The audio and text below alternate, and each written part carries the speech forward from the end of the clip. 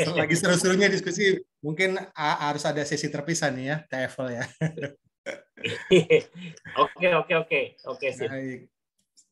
Bisa dimulai Ustaz ya, di jam 8. Ya, siap. Baik, bismillahirrahmanirrahim. Assalamualaikum warahmatullahi wabarakatuh. Waalaikumsalam warahmatullahi wabarakatuh. Alhamdulillahirabbil alamin wassalatu wassalamu ala asrofil anbiya'i wal mursalin wa ala alihi washabihi ajmain amma ba'du. Asyhadu an la ilaha illallah wa asyhadu anna Muhammadan abduhu wa rasuluh. Allahumma sholli ala Muhammad wa ala ali Muhammad. Baik, Ustadz Sam serta teman-teman IPB 25 yang dicintai Allah. Alhamdulillah segala puji syukur kita haturkan kehadirat Allah Subhanahu wa taala atas berbagai nikmat yang telah Allah berikan sehingga pada hari ini kita bertemu lagi setelah libur Ramadan ini, pertemuan yang kedua ya atau pertemuan yang 47 Ustadz ya di mengkaji bahasa Al-Qur'an. Alhamdulillah, terima kasih Ustadz selalu istiqomah, konsisten, dan juga tentunya teman-teman terima kasih yang sudah hadir juga, terus hadir di acara MBA memahami bahasa Al-Quran. Salawat dan salam semoga selalu tercurah kepada suri tauladan kita, junjungan kita Nabi Muhammad SAW beserta keluarga, sahabat, dan insya Allah syafaat beliau sampai kepada kita semua yang selalu istiqomah insya Allah ya pada Islam ini sampai akhir hayat nanti. Baik, hari ini Ustadz akan membawakan kajian yang untuk surat At-Taubah ayat 71 dan 72. Mangga Ustadz dipersilahkan. Baik, bismillahirrahmanirrahim. Assalamualaikum warahmatullahi wabarakatuh. Waalaikumsalam warahmatullahi wabarakatuh. Alhamdulillahilladzi hadana bil Islam arsyadana ila tariqati Rasulillah sallallahu alaihi wasallam. Asyhadu an la ilaha illallah wa khaliqul alam wa asyhadu anna Muhammadan abduhu wa rasuluh. Khatamul anbiya'i khairul anam. Allahumma shalli wa sallim wa barik ala sayyidina Muhammadin wa ala alihi wa man tabi'ahum bi ihsanin ila yaumiddin amma ba'du. Puji syukur kita panjatkan kehadirat Allah Subhanahu wa taala, salawat dan salam semoga Allah limpahkan kepada suri tauladan kita Nabi besar Muhammad sallallahu alaihi wasallam, pada keluarga, sahabat dan pengikutnya hingga zaman. Alhamdulillah Allah memberikan kesehatan pada kita semua dan mudah-mudahan kesehatan ini kita manfaatkan, kita gunakan untuk melakukan sesuatu yang bernilai di hadapan Allah. Dan tentunya yang sebagaimana saya sering ulang-ulang, Rasulullah SAW mengatakan khairukum man ta'allamal Qur'ana wa 'allamahu. Sebaik-baik kalian adalah orang yang belajar Al-Qur'an dan mengajarkan kembali. Jadi dalam hal itulah untuk memenuhi apa yang disampaikan oleh Rasulullah SAW itu kita berusaha semaksimal mungkin untuk berbuat sesuatu yang bernilai dan nilainya paling baik menurut Rasulullah SAW, yakni belajar Al-Quran dan mengajar kembali. Dan insya Allah ini pertemuannya cukup baik dan sengaja saya buat ke-47 ya. Jadi walaupun sebenarnya kalau diakumulasi sudah 60 berapa tuh 68 dengan belajar bahasa Arab dari awal. Kita hanya berikhtiar dan yang diperintahkan memang kita belajar, sedangkan faham itu mutlak Allah yang memberikan. Jadi kita berusaha ikhtiar untuk belajar, memahami Al-Quran, dan kemudian nanti yang memberikan pemahaman Allah Subhanahu wa taala. Jadi bukan otomatis kalau belajar itu akan pintar semua gitu ya, belum tentu, karena itu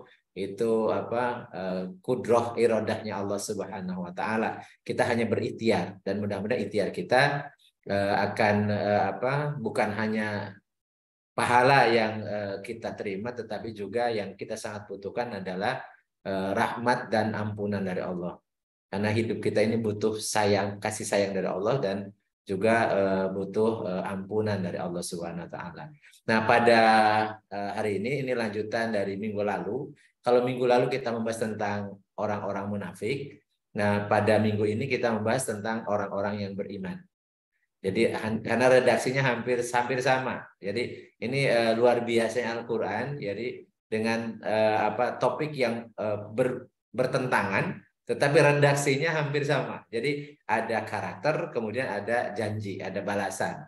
Jadi kalau minggu lalu tentang orang-orang munafik, karakter orang munafik, dan sekaligus juga balasan yang akan diterima orang munafik. Nah, pada malam hari kita yang membahas tentang yang kebalikannya, yaitu orang-orang yang beriman. Ya, karena orang munafik itu, ya sebagaimana yang telah kita sampaikan, orang munafik itu adalah orang kafir. Dan orang kafir, dan dia bagian dari golongan orang-orang kafir, bahkan tempatnya lebih rendah daripada orang kafir sekalipun, karena yang dinilai oleh Allah adalah di hatinya atau jiwanya. Dan kalau orang kafir ini jiwa raganya kafir, jadi luar dalam atau lahir batin itu kafir. Jadi orang nampak dari luarnya, jadi dalam dan luarnya sama gitu, itu orang-orang kafir. Nah, orang munafik ini jiwanya atau batinnya itu kafir, tetapi raganya, zahirnya itu muslim. Sehingga munafik ini memang paling sulit untuk menghadapinya. Termasuk bagaimana karakter-karakter yang dimiliki orang-orang munafik. Dan orang munafik itu hidup berdampingan, hidup di tengah-tengah umat Islam, di tengah-tengah orang-orang beriman.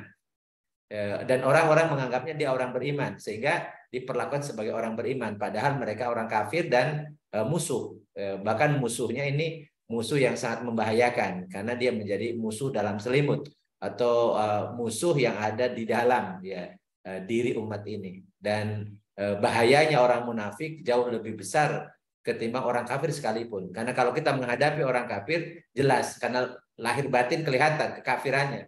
Mereka tidak suka dengan Islam, ya wajar karena dia orang kafir. Tetapi yang jadi masalah ini ada orang ngaku muslim, ngaku beriman, tetapi dia memusuhi Islam, memusuhi umat ini, memusuhi ajaran Islam, atau yang kita kenal dengan Islamofobia.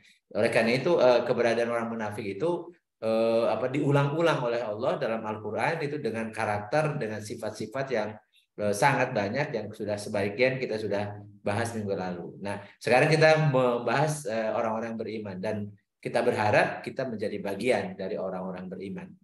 Dalam Al-Quran surat At-Taubah ayat 71, Allah Subhanahu wa taala berfirman, wal mu'minuna wal mu'minati ba'duhum awliya'u ba'din ya'muruna bil ma'ruf wa yanhauna 'anil munkar wa yuqimuna sholata wa yu'tuna zakata wa yuti'una Allaha wa rasulahu ulaika sayarhamuhumullahu innallaha azizun hakim. Allah Subhanahu wa taala berfirman, dan al-mu'minun ini jamak muzakkar salim pakai alif lam, jadi ini betul-betul laki-laki, para laki-laki yang beriman. Jadi sudah didefinitifkan. Jadi orang laki-laki yang beriman, wal mu'minat, dan juga orang-orang perempuan yang beriman. Jadi mu'minuna mu'minat pakai alif lam, ma'rifah semua. Yang pasti ya dipastikan mereka adalah orang beriman. Ba'duhum awliya'u ba'din. Jadi kebiasaan orang-orang beriman, baik orang-orang beriman kelompok laki-laki ataupun kelompok perempuan, itu satu sama lain saling menolong. Jadi bukan berpecah, bukan bercerai-berai, bukan kemudian bermusuhan gitu. Jadi karakter orang-orang beriman baik laki-laki perempuan itu satu sama lain itu saling menolong. Ba'duhum awliya'u ba'din. Sebagian dari mereka adalah penolong sebagian yang lain. Sehingga tidak, justru kalau ada benih-benih perpecahan, orang-orang beriman itu akan melakukan islah. Ya. Allah Subhanahu wa taala mengatakan innamal mu'minuna ikhwatun fa aslihu bain akhwaikum. Jadi sesungguhnya orang yang beriman itu saudara, ikhwan. Maka kalau ada perselisihan di antara orang beriman, di antara persaudaraan itu fa aslihu, maka islahlah, perbaikilah. Jadi bukan malah dikompori untuk berpecah. Tetapi justru sebaliknya, kita rapatkan, kita rakatkan lagi. Ya, kita satukan, perbaikilah hubungan di antara orang-orang yang beriman itu. Ya, la'allakum turhamun, agar kalian dirahmati Allah. Jadi dalam surat Ali Imran ya, innamal mu'minuna ikhwatun fa aslihu baina akhawaykum wattaqullaha la'allakum turhamun. Jadi hanya sungguhnya orang beriman adalah saudara, maka perbaikilah hubungan di antara saudara itu dan bertakwalah kepada Allah agar Allah merahmatimu, agar kalian mendapatkan rahmat dari Allah atau kasih sayang dari Allah. Itu karakter yang pertama, bahwa ba'duhum awliya'u ba'din ya'muruna bil ma'ruf wa yanhauna 'anil munkar. Minggu lalu kita membahas orang-orang munafik, itu kebalikannya. Ya'muruna bil munkar wa yanhauna 'anil ma'ruf gitu. Itu orang munafik.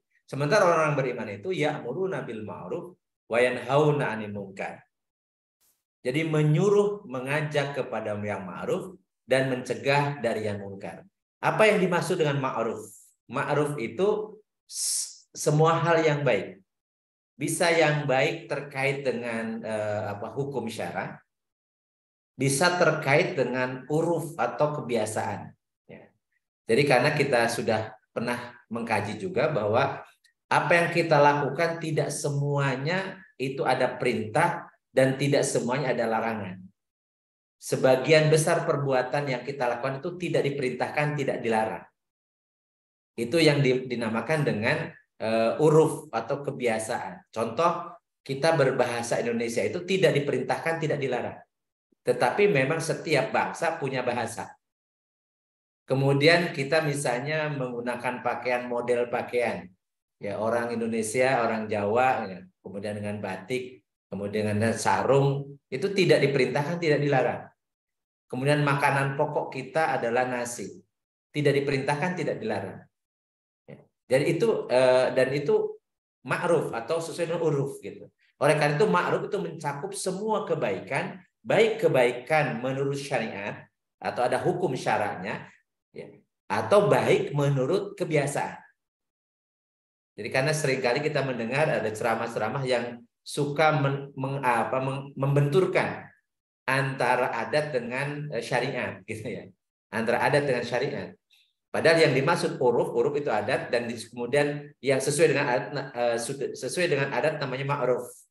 Umumnya, layaknya itu baik, gitu. Ma'ruf itu.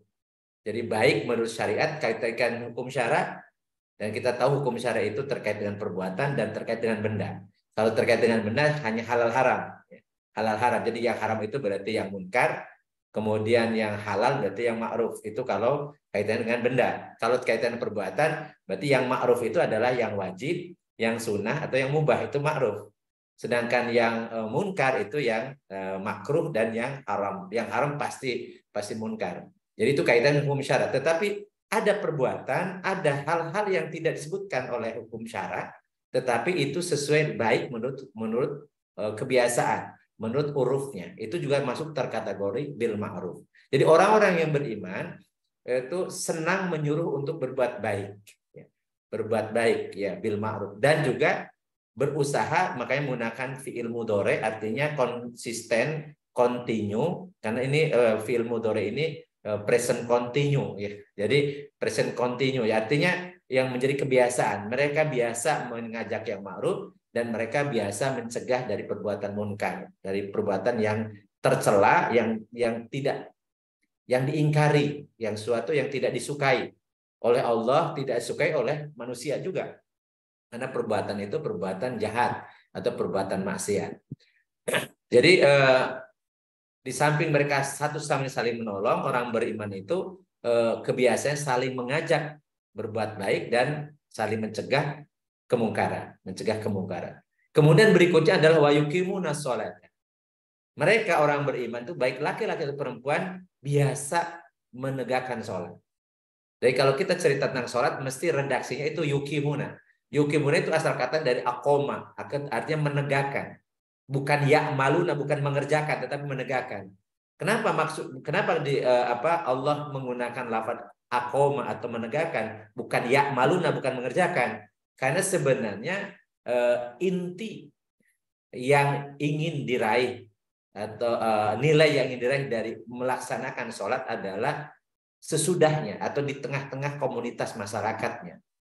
Makanya Allah berfirman, inna sholata tanha anil fahsya'i wal munkar. Sesungguhnya sholat itu mencegah perbuatan keji dan munkar. Maksudnya adalah dampak atau hasil atau buah atau efek dari menegakkan sholat adalah di masyarakatnya orang-orang yang menegakkan sholat itu tercegah perbuatan keji dan munkar. Jadi mencegah diri dari perbuatan keji dan munkar sebagai akibat dia menegakkan sholat di dalam kehidupannya. Jadi mengerjakan sholat dan kemudian dijiwai sholatnya, maka kemudian akibat atau dampak dari mengerjakan sholat itu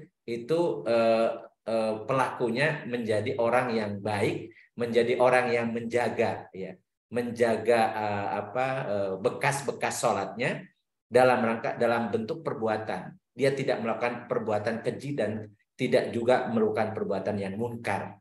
Jadi orang-orang yang yuqimunas sholata ini tidak hanya sebatas mengerjakan ibadah ritual, ibadah mahdhah dalam pelaksanaan sholat 5 waktunya, tetapi menjaga bekas akibat dari dampak dari melaksanakan sholatnya di tengah-tengah masyarakat. Itu yang dimaksud dengan yuqimunas sholata. Wa yutuna zakah, dan mereka menunaikan zakat. Jadi kalau zakat kaitan dengan memberikan, ya, atau yu'ti, memberikan, dan itu selalu memberikan. Dan apa itu zakat? Zakat sudah kita bahas sebelumnya dalam surat At-Taubah ayat 60. Zakat itu adalah bagian dari sodaqah. Innama sodaqatu. Jadi sodaqah itu artinya pemberian yang penerimanya membutuhkan. Makanya zakat itu pasti harus diberikan kepada orang yang butuh. Namanya mustahik. Mustahik itu yang berhak. Sementara yang melaksanakan zakat, yang menunaikan zakat disebut muzaki. Muzaki artinya orang yang membersihkan. Membersihkan apa? Membersihkan hartanya. Ya, dengan dia memberikan itu sedekah wajib, namanya zakat, setiap setahun sekali kepada mustahik. Jadi yu'tuna zakah artinya pekerjaan ini tidak hanya zakat terkait dengan hartanya, bahkan termasuk dengan jiwanya. Maka kita sudah menunaikan kemarin zakat fitrah. Itu kaitan dengan membersihkan jiwa.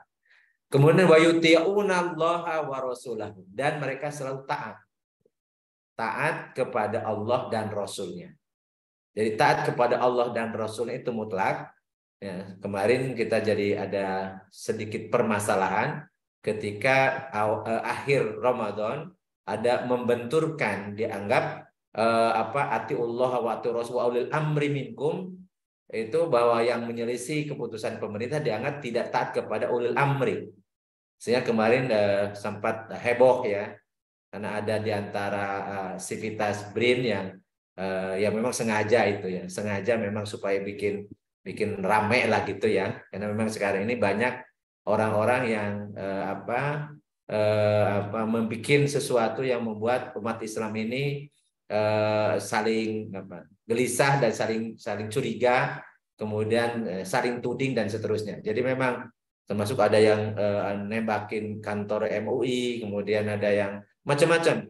Jadi kita lihat memang di tahun politik ini kita harus terus waspada, karena ada orang-orang yang memang dikorbankan, ya. Jadi pelaku tapi dia dikorbankan sebenarnya, karena orang nggak ngerti, orang bodoh, yang kemudian dibuatlah sebuah statement yang bikin kekacauan, dan itu telah terjadi. Jadi kalau taat kepada ulil amri itu ternyata tidak mutlak, tapi kalau atiullah wa atiur rasul, taat kepada Allah dan Rasul itu mutlak. Makanya lafadznya itu atiullah wa atiur rasul. Dalam ayat itu dengan kata-kata taat itu keduanya. Jadi dua-duanya. Tetapi ke ulil amri itu tidak pakai atiu. Atiullah wa atiur rasul wa ulil amri minkum. Jadi ulil amri itu kalau taat kepada Allah dan Rasulnya gitu. Jadi makanya pakai di situ minkum, min itu ditam'in sebagian. Minkum sebagian dari kalian. Di mana kalian itu yang diperintahkan oleh Allah untuk taat kepada Allah dan taat kepada Rasul.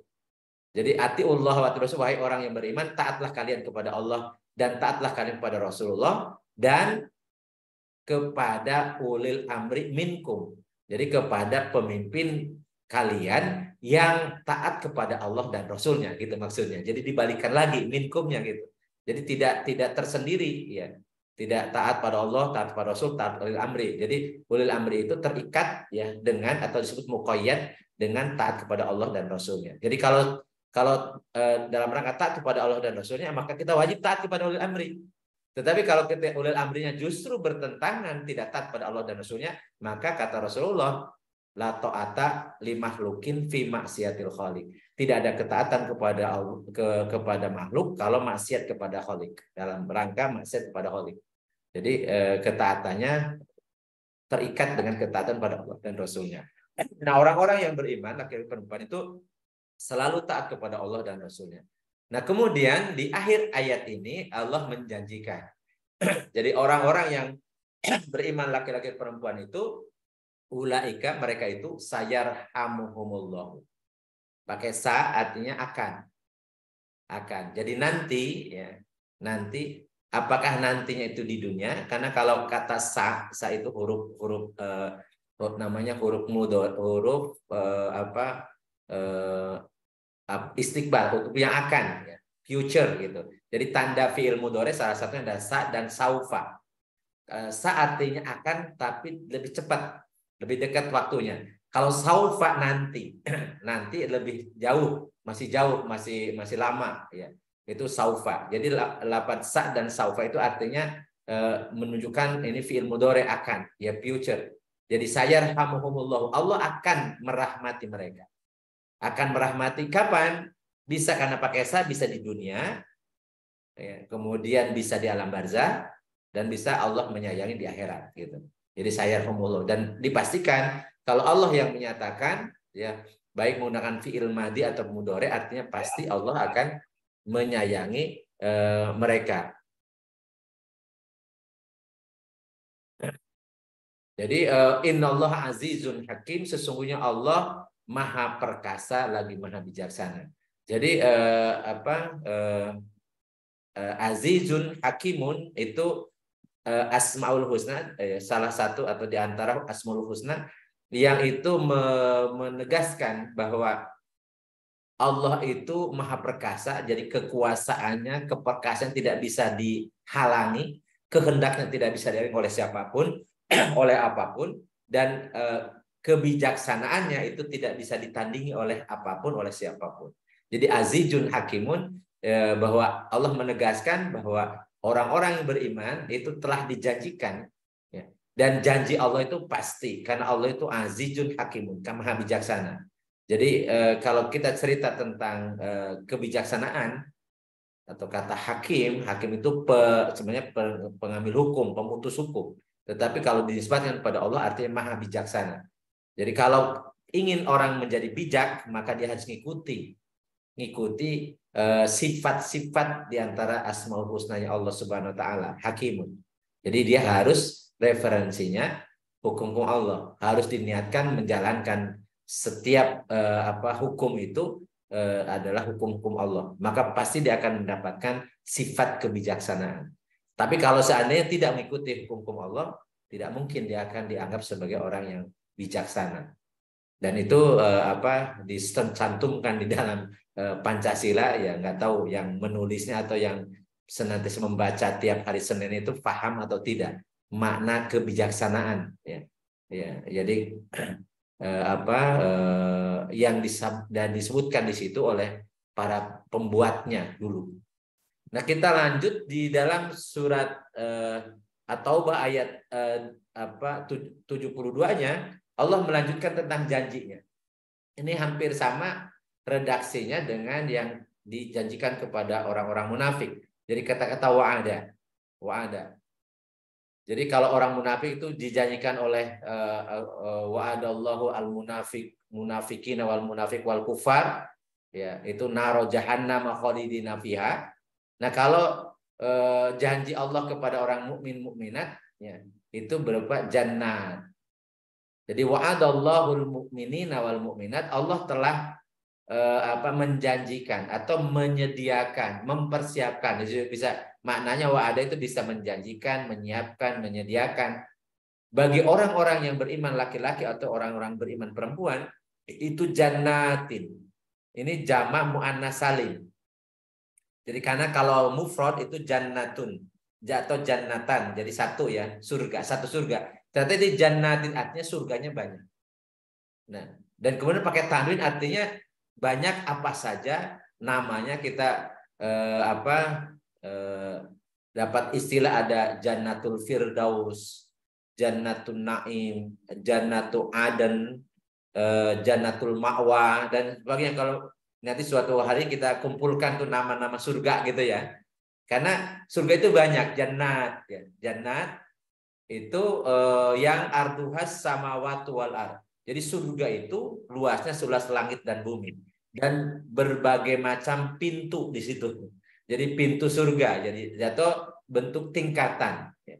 Rasulullah SAW menyuruh pada kita kalau ingin mendapatkan surga maka mintalah, atau kalau mau minta surga mintalah Jannatul Firdaus, itu pertengahan. Jadi itu tingkatan tengahan lah gitu.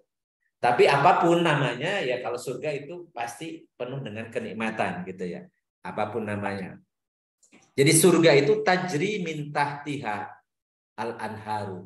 Jadi surga itu di bawahnya mengalir al-anhar. Al-anhar itu jamak dari nahrun. Nahrun itu sungai. Al-anhar itu sungai-sungai. Jadi sungai di surga itu banyak. Ya. Seperti apa sungainya? Ya diberitakan dalam hadis Rasul, ada sungai Homer, sungai susu. Ya, jangan bayangkan apa yang terjadi di dunia gitu ya. Dan ini sebuah gambaran. Karena sungai bagi orang Arab dulu ketika turun Al-Quran ini, karena orang-orang lebih banyak hidup di daerah tandus, di daerah beda dengan di Indonesia gitu ya, sehingga gambaran adanya air yang mengalir atau yang mengalir di bawah dengan dilihat pemandangan yang bagus, itu sebuah keindahan yang luar biasa. Sehingga tajri min tahtial anhar itu sebagai sebuah gambaran bagaimana indahnya, mempesonanya surga.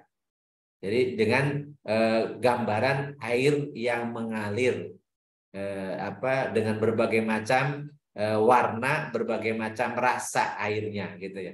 Itu sebuah kenikmatan yang luar biasa.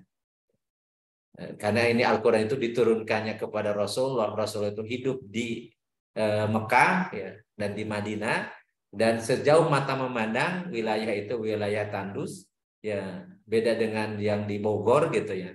Di Bogor itu banyak pohon-pohon ya, walaupun sekarang Mekah Madinah itu sudah mulai menghijau ya, sudah menghijau itu luar biasa. Jadi dulu itu nggak seperti sekarang ya.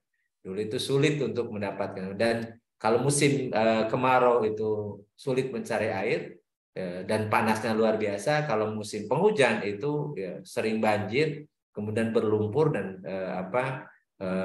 dingin juga luar biasa. Jadi ini sebuah gambaran dalam beberapa ayat, gambaran tentang surga itu disifati dengan tajri min tahtial anhar. Ini sebuah ilustrasi gambaran tentang keindahan surga. Tapi yang faktanya nanti surga ya, nanti kalau kita sudah masuk ke dalamnya baru tahu. Yang jelas apa yang terbetik dalam pikiran kita, apa yang terbayang sebuah keindahan dalam benak kita, itu kenikmatan surga lebih dari itu. Jadi apa yang tergambar dalam benak itu tidak ada apa-apanya dibandingkan dengan faktanya, kenyataannya di surga. Jadi yang penting bagaimana kita masuk surga nanti ya. Khalidin nabiha, ini khalidin artinya orang-orang yang khalid, orang-orang yang kekal. Jadi dalam surga kekal. Wa masakin thayyibatan. Nah, masakin itu jamak dari maskan. Maskan itu artinya rumah, tempat tinggal. Masakin artinya rumah-rumah yang thayyibah, rumah yang baik. Ya, rumah yang baik. Jadi sebutkan maskan karena maskan dalam syariat Islam, rumah itu maskan supaya tempat sakinah. Nah, sakinah itu sering kali kita sebut kalau mendoakan pengantin ya. Jadi ketika mendoakan pengantin itu barakallahu laka wa baraka alaika wa jambainakum fi khairin. Kemudian suruh berkah, dan kemudian dalam ayat yang biasa digunakan itu dengan ayat tentang sakinah mawadah warahmah. Wa min ayati an khalaqalakum min anfusikum azwajan litaskunu ilaiha wa ja'ala bainakum mawaddata warahmah. Jadi mawadah warahmah itu sesudah sakinah. Litaskunu, agar sakinah. Sakinah itu tenang, tentram, itu adanya di maskan. Maskan itu di rumah. Jadi kalau kita ingin hidupnya sakinah mawadah warahmah, atau yang biasa disingkatnya samaro. Kalau samawa ini salah sebenarnya kalau samawa. Karena sakinah mawadah wa gitu. Wa-nya itu dan. Jadi sakinah ya tenang, tentram, mawadah, cinta kasih, wa-nya dan. Jadi harusnya singkatannya samaro, sakinah, mawadah, warohmah. Karena wa itu bukan kata, itu apa? Huruf ya, huruf atof. Jadi itu yang selama ini menggunakan apa singkatan samawa itu harus dikoreksi. Singkatannya harus samaro, sakinah, mawadah, warohmah. Karena kalau samawa, sakinah, mawadah, wa. Jadi rohmanya nggak ada ya, karena beda kata itu kan. Itu jadi harus bikin singkatan juga harus benar. Ya dikoreksi ya kalau bilang samawa itu mendingan langsung aja lengkap ya sakinah mawadah. Nah sakinah itu ada tempatnya di maskan. Nah nanti Allah akan menyediakan di dalam surga itu maskan-maskan, rumah-rumah yang tempat sakinah, tempat tenang tentram itu yang rumahnya juga baik, thayyibah, yang baik. Fi jannati aden, di dalam surga Aden. Ya, surga Aden. Waridwanu minallahi akbar. Dan kemudian balasan bagi orang-orang beriman itu adalah ridho dari Allah yang maha besar. Jadi apa yang maha agung. Jadi justru keriduan Allah itulah yang kita inginkan. Kenapa? Karena kita tidak mungkin masuk surga kalau Allah tidak ridho. Ya. Jadi harus kita menjadi apa? Menjadi selalu tujuan hidup kita adalah ridwanullah, ridwanum minallahi, ya atau radhiyallahu. Jadi kita ini ingin hidup kita diridhoi oleh Allah. Allah senang kepada kita, Allah ridho kepada kita, dan itu yang akan dijanjikan oleh Allah kepada orang-orang yang beriman baik laki-laki dan perempuan. Dzalika huwal fauzul adzim, dan itu semua ya apa ada apa surga yang mengalir di bawah sungai-sungai, masakin thayyibah, kemudian ridho Allah itu adalah kemenangan yang besar, fauzul adzim. Nah, ikhwan rahimakumullah, kalau kita membuat rincian, ternyata dalam karakter orang beriman itu di antara yang seperti dalam surat At-Taubah 71 misalnya ba'duhum auliya ba'din ya, apa ya'muruna bil ma'ruf wa yanhauna 'anil munkar, yuqimuna shalah, yu'tuna zakah, yuti'una Allah wa rasulah. Itu kata-kata sholat itu di setiap Allah menjelaskan tentang karakter orang beriman itu pasti ada. Ya, di dalam surat Taubah itu ada yuqimuna shalah. Dan kalau kita lihat di dalam surat Al-Anfal, ini juga sudah kita bahas sebelumnya. Di antara tanda orang beriman, innamal mu'minuna alladzina idza dzukirallahu wajilat qulubuhum. Jadi apabila dibacakan ayat-ayat Allah berkata hatinya, wa idza tuliyat alim ayatu zadatu imana, kalau ditunjukkan tanda-tanda kebesaran Allah, dia bertambah imannya. Wa ala rabbihim yatawakkal, mereka tawakal pada Allah. Kemudian alladzina yuqimuna shalah.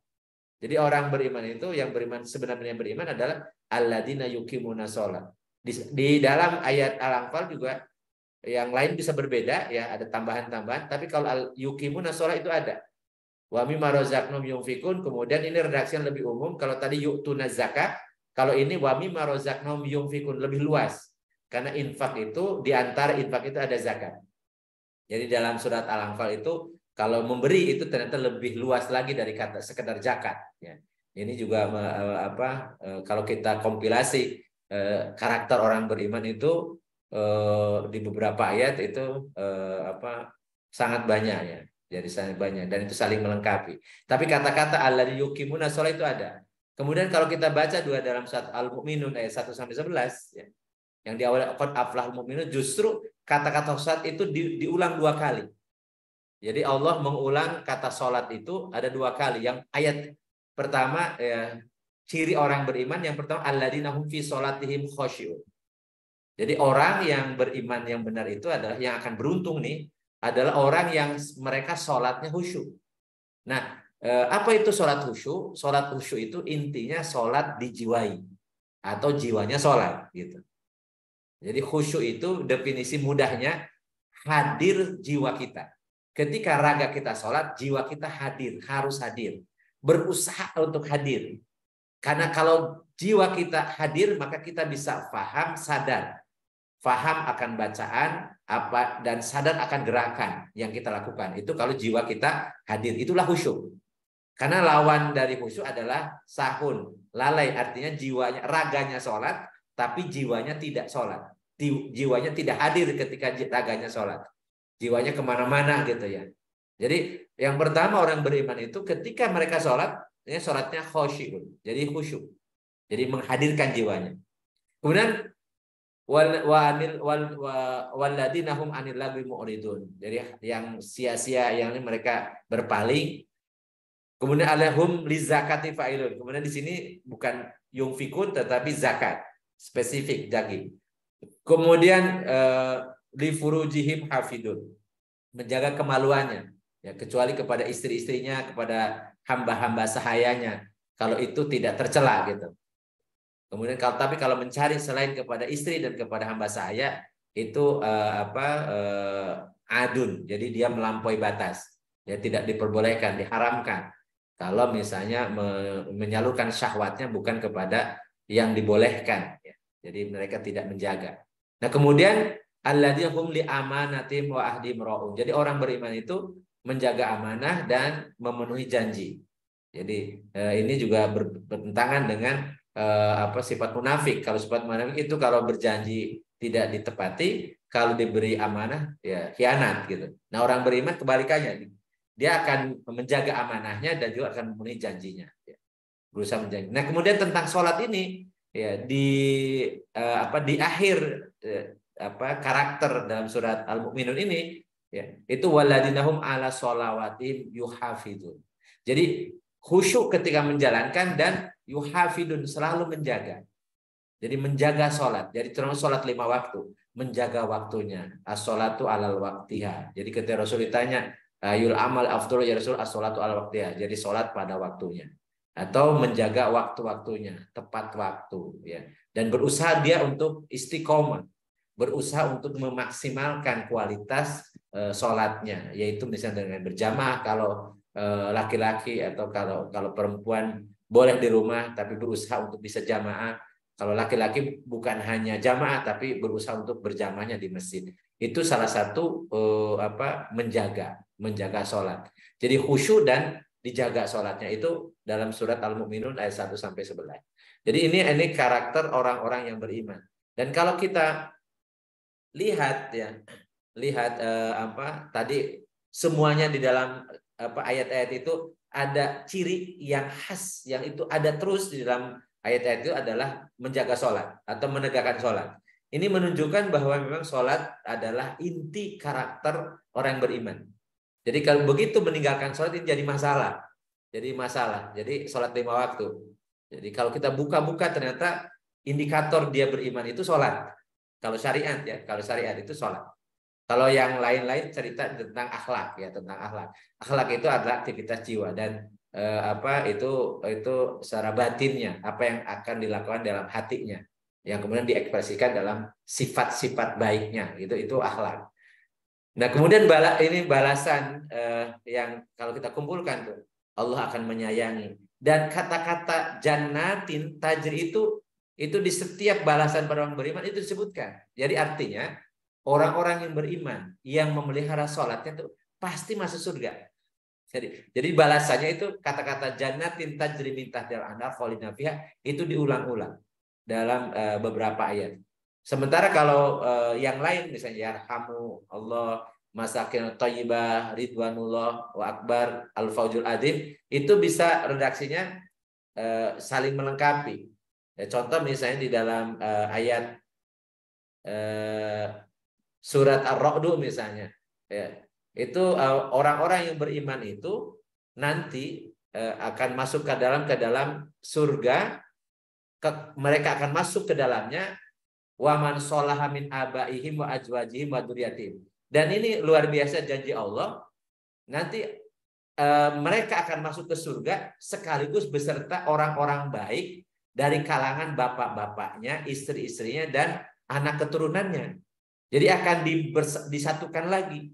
Ketika kemudian di dunia mereka bersama, nanti di akhirat akan disatukan lagi dengan bapaknya, dengan istrinya, dengan anak keturunannya akan dikumpulkan.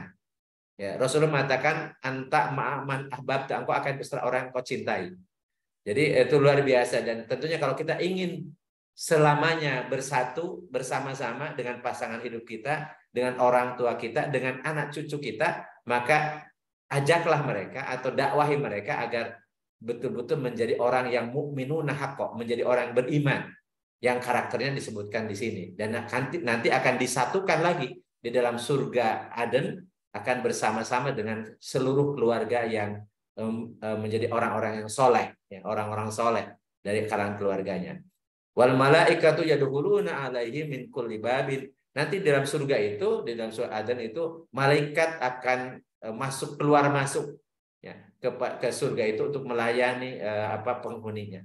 Kemudian di dalam surat Al-Bayyinah juga ayat 8, jazaohum inda rabbihim jannatu adnin tajri min tahtiha al-anhar khalidina fiha abada. Jadi ada tambahan abada, kekal selama-lamanya. Jadi surga yang mengalir di bawah sungai-sungai. Jadi kalau kita lihat apa yang jadi karakter utamanya, menegakkan sholat, dan apa yang balasannya pasti surga, ya, surga yang mengalir di bawahnya sungai-sungai. Itu kepastian karena Allah mengulang-ulang dalam beberapa ayat. Nah, ingin saya menegaskan bahwa kenapa ini penting menjadi karakter utama, karena Rasulullah SAW menyatakan inna awala ma yuhasabu bil abdi yaumal qiyamah min amalihi sholatuhu. Fa in saluhat faqad aflaha wa anjaha wa in fasadat faqad khaba wa khasir. Jadi sesungguhnya yang pertama kali dihisab pada diri seorang hamba pada hari kiamat dari amalnya adalah sholatnya. Jika sholatnya baik, maka dia akan beruntung dan akan sukses. Tetapi kalau sholatnya rusak, ingat yang diperiksa adalah jiwanya. Ya, jiwanya. Kalau jiwanya itu sholat, raganya sholat, jiwanya itu sholat, maka kemudian dia akan beruntung. Tapi kalau ternyata raganya sholat, jiwanya sahun, tidak ikut sholat, ya ini sholatnya rusak. Maka akan rusak semua amalnya dan akan rugi. Karena intinya bahwa orang baik itu bermula dari sholat. Jadi kalau orang meninggalkan sholat, maka kecil kemungkinan dia menjadi orang yang soleh versi Allah, versi Rasulullah. Jadi versi syariat Islam, ya. Jadi bukan versi manusia umum, karena manusia umum ya kalau baik itu kalau dia mendapat manfaat dari orang itu. Tapi kalau tidak mendapat manfaat, dia mengatakan ini orang ini tidak baik. Karena sangat, ya, setiap manusia itu akan tergantung kepada kepentingan dia. Nah, kemudian Rasulullah juga menyatakan inna baina rajuli wa baina syirki wal kufri tarkas shalah. Jadi sesungguhnya batas antara seorang ini masuk musyrik atau kafir adalah meninggalkan sholat. Jadi kalau meninggalkan sholat walaupun KTP-nya Islam, itu bisa terkategori, bisa dikelompokkan menjadi orang yang musyrik atau orang yang kafir. Atau dalam hadis yang lain, al-ahdu alladzi bainana wa bainahu as-shalatu. Faman tarakaha faqad kafara. Rasul mengatakan ikatan janji di antara kami umat Islam dengan orang-orang kafir adalah sholatnya. Maka barang siapa meninggalkan sholat, berarti dia telah kafir. Ini hadis, walaupun ada yang mengatakan ini hadis hasan atau ada yang mengatakan hadis hadis dhaif, ya. Tetapi dari segi maknanya ya sejalan dengan hadis-hadis sahih. Artinya memang sholat itu menjadi indikator minimal, ya, bahwa itu orang beriman. Jadi siapa yang menegakkan sholat berarti dia punya iman. Siapa yang meninggalkan sholat, ya, maka dia orang kafir. Atau orang yang kalau ataupun dia sholat tapi sholatnya itu ria, itulah orang munafik. Dan makanya orang munafik itu pasti akan melaksanakan sholat kalau dilihat orang. Kalau sholat duhur atau sholat asar. Nah, sholat maghrib yang di Arab dulu masih kelihatan orang, ya. Bisa jadi dia datang ke masjid. Tapi kalau sholat isya dan sholat subuh, maka orang-orang munafik tidak hadir karena tidak akan dilihat orang. Karena orang-orang munafik itu, ya, orang sholatnya itu sahun alladzina hum yuraun. Mereka adalah orang yang sholatnya riya, ingin dilihat orang. Ya, mudah-mudahan kita semua, ya, untuk ke anak-anak kita jaga sholat, karena sholat itu indikator utama yang mengindikasikan dia beriman atau tidak. Dan dijanjikan kalau orang misalnya dia menegakkan sholat, maka janjinya dia kalau yang beriman adalah surga yang pasti akan disiapkan untuk orang-orang yang beriman, dan itu kholidina fiha abada, kekal selama-lamanya. Wallahu a'lam bishawab, ya, saya kembalikan ke Kang Arya. Terima kasih. Assalamualaikum warahmatullahi wabarakatuh. Baik, terima kasih Ustaz Sam atas penyampaian materinya. Semoga kita termasuk laki-laki dan perempuan mukmin yang dijanjikan Allah surganya ya Ustaz ya. Ya. Dan memenuhi karakter orang-orang yang beriman tadi. Baik, selanjutnya kami persilakan teman-teman yang ingin bertanya atau ada yang ingin didiskusikan. Jadi kalau bertanya ini boleh di luar materi ini ya. Ustaz. Jadi sebagaimana biasa ya, kita ini materi ini harus berurutan. Jadi saya mencoba untuk sistematika berdasarkan tartibnya ya. Jadi surat At-Taubah walaupun saya pilih, tetapi topik ini tidak mengikat. Jadi kalau teman-teman akan menyampaikan suatu, tidak mesti bertanya, bisa menyampaikan pendapat atau share dan seterusnya, itu lebih baik supaya ngomongnya jangan hanya saya dan kemudian ngomong di hadapan nama-nama itu, karena orangnya kan nggak ada, gambar orangnya nggak ada, jadi saya cuma hanya baca namanya, itu ada Ibu Dewi, ada Ibu Dini gitu ya, ada Ibu Uut gitu ya. Ya, jadi monggo, jadi bisa sharing dan seterusnya, atau juga bisa pertanyaan juga nggak ada masalah. Jadi kalau seandainya saya bisa saya jawab, kalau nggak bisa ya jadi PR. Baik, Ya, Ustaz. seperti itu. Kang Gugut, ada yang ingin didiskusikan atau ditanyakan? Nah, enggak, sebetulnya mungkin ini ya semua kan, kalau saya ini menyampaikan pengalaman pribadi aja ya Kang ya. Jadi ini karena lihat juga kan pengen tahu apakah ini masuk ke mana gitu Kang ya. Terus ya terus terang kan kalau misalnya kita melawan juga malah justru maksudnya memberitahukan yang benar, malah kita diposisikan sebagai orang yang penentang lah kasarnya gitu loh Kang. Ini banyak hal-hal yang jadi berita yang gini seringkali yang yang saya temui itu kayak gini Kang. Jadi apalagi yang tadi ya masalah orang-orang kategori munafik dan lain sebagainya, kan kita berusaha untuk mengingatkan lah supaya jangan, tolong deh kalau memberitakan sesuatu jangan jangan terlalu setelah dicek kebenarannya terlalu bohong, tapi dia membesarkan si dirinya bahwa ini sudah kejadian gitu loh Kang, sehingga dia secara kasarnya secara untuk mengambil keuntungan sendiri lah kasarnya, sementara keuntungan ini tidak tersalurkan ke mereka gitu. Nah ini pernah saya sampaikan ke beberapa, nah inilah yang terjadi akhirnya justru di kami inilah yang menjadi bahwa orang yang terpinggirkan ujungnya gitu loh Kang. Nah ini yang berkali-kali lah terjadi di kehidupan yang kayak gini-gini Kang. Nah ini yang pada dasarnya seperti ini tuh masuk ke golongan apa sih orang-orang yang merasa bahwa ya intinya bahwa dia ingin sampai masuk ke berita dan lain sebagainya. Kayak gini kan banyak lah kejadian ya Kang ya, terutama kayak di BRIN. Apalagi ini sudah membawa nama agama gitu loh. Ini seringkali kejadian lah yang kita lihat sehari-hari kurang lebih gitu Kang. Itu aja sih. Assalamualaikum warahmatullahi wabarakatuh. Waalaikumsalam. Jadi intinya gini, kalau manusia dibiarkan sesuai dengan keinginannya, hawa nafsunya, maka dia orientasinya pasti materi, orientasinya pasti dunia. Jadi karena memang itu karakter dasar. Jadi manusia itu kalau tidak berusaha dalam petunjuk, tidak berusaha untuk menapaki petunjuk, dan tidak minta kepada Allah agar diberi petunjuk, maka dia akan mengikuti hawa nafsunya.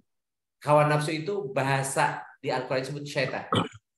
Karena syaitan itu adalah sifat karakter buruk yang ada pada diri jin dan manusia. Jadi kalau makhluknya ya saya pernah sampaikan, itu jin dan manusia. Bapaknya jin namanya iblis, bapaknya manusia namanya Adam. Dan bapaknya jin itu punya karakter, punya sifat dari awal, yaitu aba wastakbaro. Jadi sifat paling menonjol dari iblis itu adalah menolak kebenaran. Jadi dia nggak mau diperintah. Jadi nggak mau diperintah, artinya nggak mau taat gitu ya. Dan juga dia menyombongkan diri, artinya ketika dia menolak kebenaran, kemudian dia meremehkan orang lain. Makanya definisi sombong adalah batorul haq wa gomtun nas. Jadi menolak kebenaran dan meremehkan orang. menganggap kecil orang. Dan itu karakter dari iblis, bapaknya jin. Dan kemudian karakter ini, aba wastakbara ini kemudian disebut dengan setan. Dengan setan. Dan ternyata karakter itu diikuti oleh anak keturunannya iblis namanya jin, dan juga ada anak keturunan Adam yang mengikuti karakter iblis, menjadi orang yang tidak mau taat, aba, nggak mau taat, nggak mau tunduk, dan juga menyombongkan diri. Dan kalau itu dibiarkan innal insana lirabbih lakanun. Memang manusia ini karakter dasarnya kepada Tuhan itu menolak, enggan gitu. Jadi membangkang, lakanun itu sungguh-sungguh membangkang gitu. Dan itu berarti dia ngikuti setan, disebut atau khutuwati syaitan. Makanya dalam Al-Qur'an dihimbau kita ini, ya ayyuhalladzina amanu udkhulu fis silmi kafah. Wahai orang beriman, masuk dalam Islam secara kafah. Artinya diupayakan, diusahakan semaksimal untuk ngikutin ajaran Islam secara kafah. Walaupun mungkin tidak sempurna, karena memang tidak ada kesempurnaan gitu ya. Karena kita manusia, tempat lupa dan salah. Wala tattabi'u khutuwati syaitan, jangan kalian ikuti langkah-langkah setan. Karena langkah setan artinya tadi karakter buruk yang dicontohkan oleh iblis, yang kemudian diikuti oleh sebagian dari anak Adam dan sebagian dari anak iblisnya sendiri, yaitu jin. Minal jinnati wan nas gitu ya. Dan itu kalau misalnya kita tidak saling mengingatkan, ikan bahaya. Karena ketika orientasinya dunia pada dunia fana, dunia sementara, dunia akan ditinggalkan, dia menjadi orang yang rugi. Begitu menghadapi kehidupan yang sebenarnya, yaitu kholidina fiha abada, ya, mereka tidak mempersiapkan diri, mereka tidak punya bekal. Artinya dia mengorbankan kehidupan abadi dengan hanya kenikmatan sementara. Dan itulah orang-orang disebut dengan orang-orang yang rugi. Orang rugi. Makanya ketika kita membahas tentang wal asri, itu tidak sesederhana yang dibayangkan. Demi masa innal insana lafi khusrin, sesungguhnya manusia dalam sungguh-sungguh dalam keadaan kerugian. Jadi situ insan disebutkan, manusia ini semuanya dalam kerugian. Dan pakai taukid tuh. Inna itu taukid, sesungguhnya.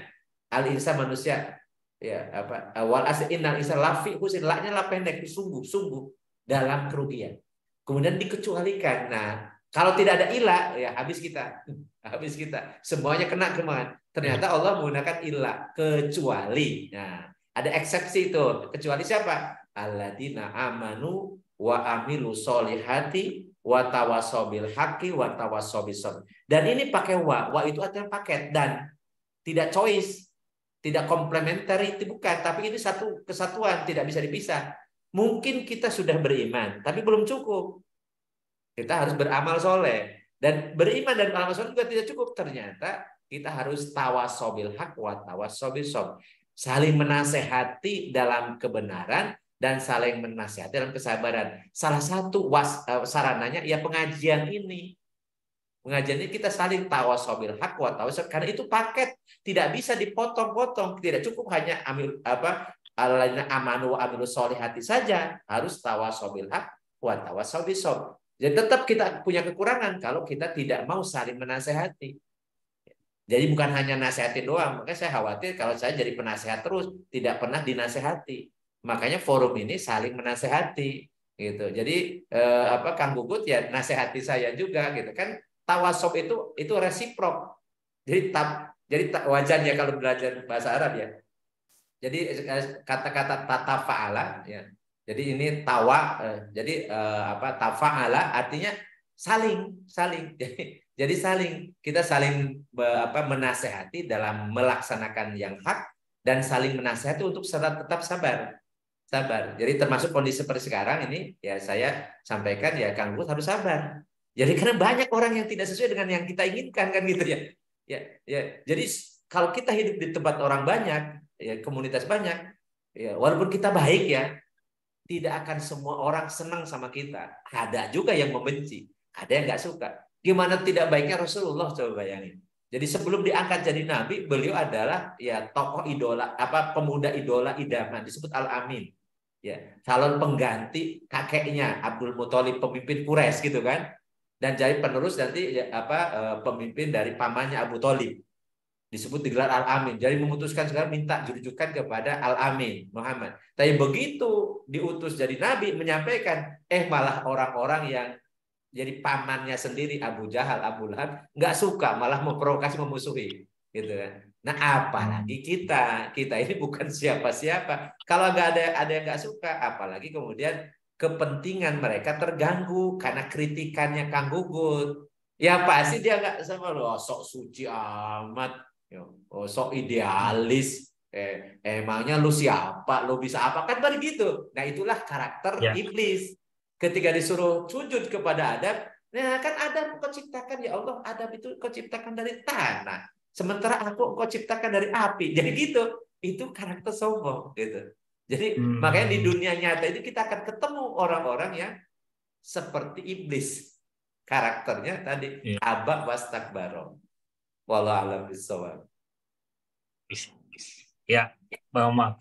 Hatur nuhun pisan ini penjelasannya Kang. Ini karena apa ya? Karena terus terang kadang-kadang itu yang bikin ngedown di segi perasaan ini, dan ngelihat kondisi seperti sekarang tuh kan banyak sekali yang ibarat kata menggemboskan keimanan kita lah kasarnya sebagai seorang muslim kan.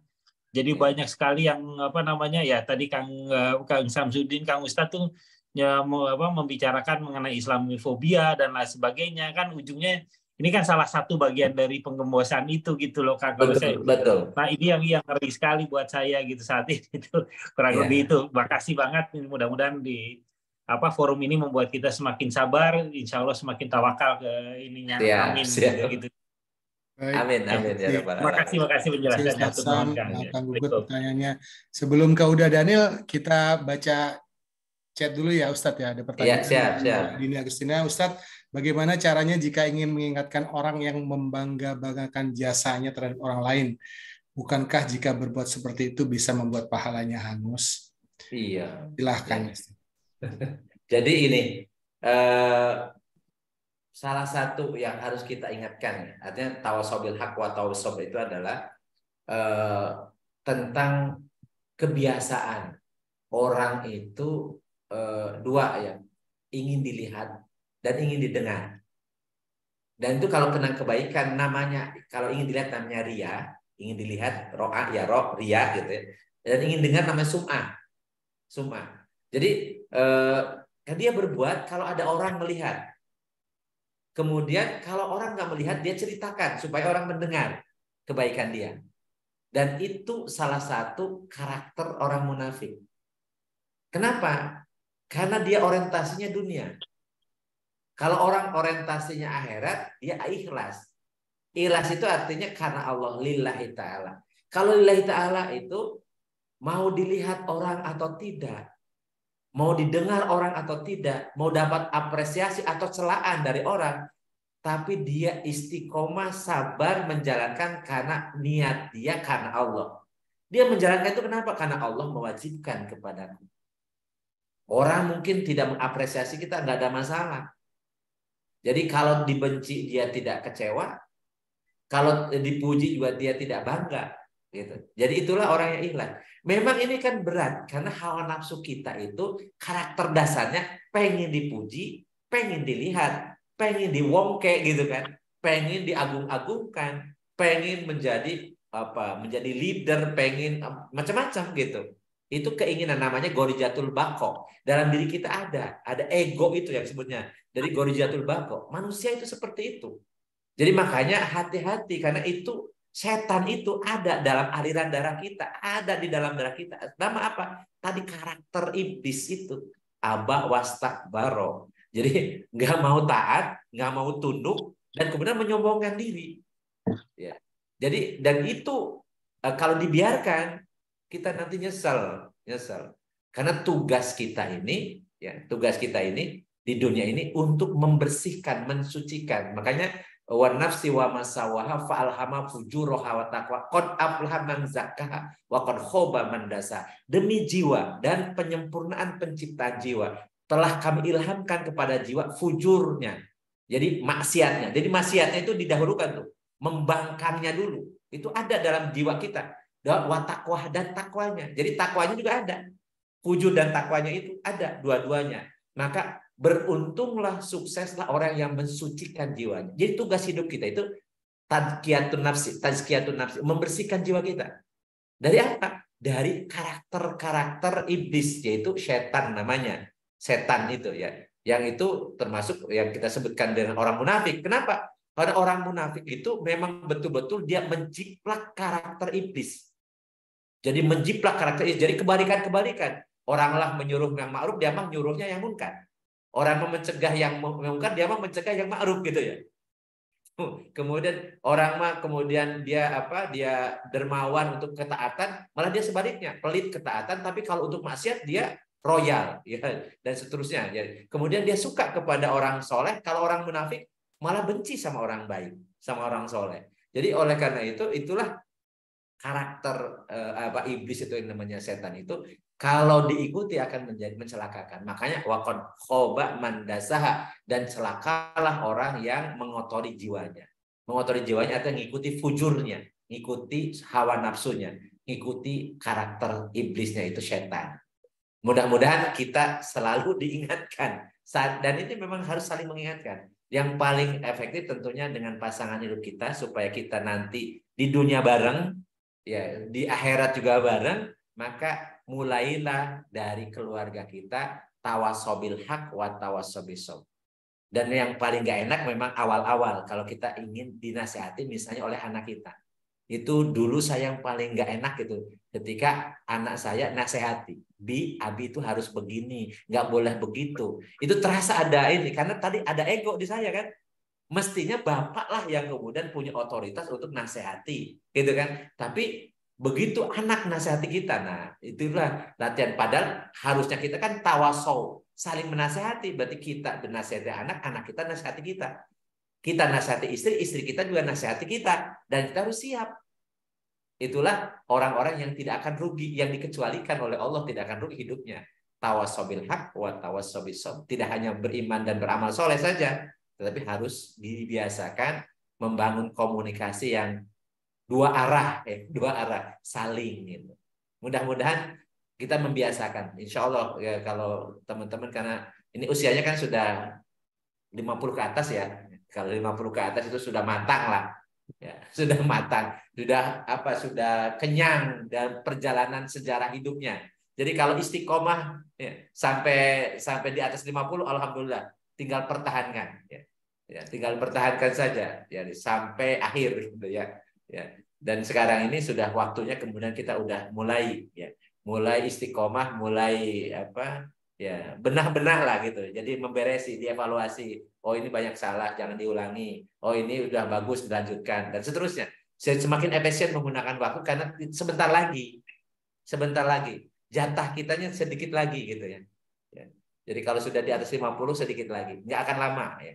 Akan lama. Jadi jangan sampai menyanyiakan kesempatan yang Allah berikan di ujung usia kita. Ujung usia kita, kata Rasulullah, ummati baina sitina wa sab'ina. Umur umatku itu antara 60 70. Jadi kalau kita sudah 50 ke atas, artinya dekat ke 60 kan? Yang kebanyakan umat Muhammad itu diwafatkan pada usia antara 60 70. Walaupun sebelum 60 banyak, sesudah 70 sedikit. Kalau sudah 70 sedikit. Yang kebanyakan 60 70.